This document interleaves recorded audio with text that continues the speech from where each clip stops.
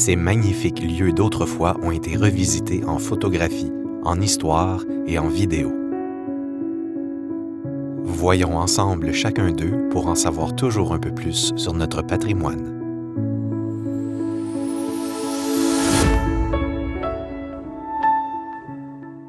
Dans le cadre de Zoom Patrimoine Prise 2, c'est l'artiste photographe Stéphanie Lachance qui a réalisé cette magnifique photo du Centre d'art de Sabrevois intitulant son œuvre « S'entourer d'art ».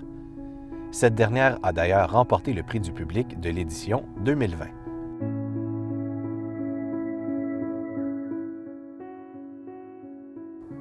Autrefois, les gens empruntaient le rang des Irlandais.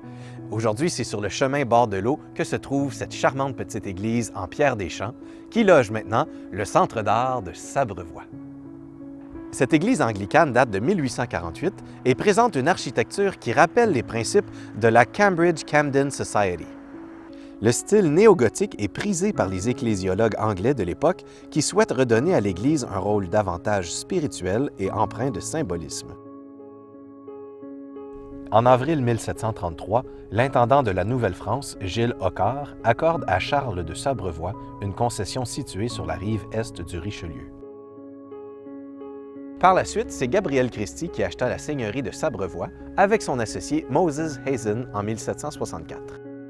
À la mort de Gabriel Christie, c'est son fils, William Plenderleith Christie, qui hérite du majorat de son père. William sera activement impliqué dans le missionnariat protestant au Bas-Canada. C'est pourquoi, au décès de ce dernier, sa veuve Amelia Martha Bowman décide de faire ériger à sa mémoire cette église anglicane. Elle portera le nom de l'Église du Messie ou Church of the Messiah.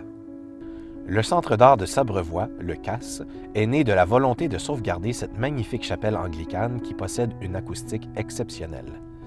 Ainsi, la petite municipalité de Sainte-Anne de Sabrevois bénéficie d'un lieu où toutes et tous peuvent venir se réunir devant des spectacles de grande qualité, mettant en vedette des artistes locaux ou venus d'ailleurs, et ce, dans un souci constant d'accessibilité et de découverte.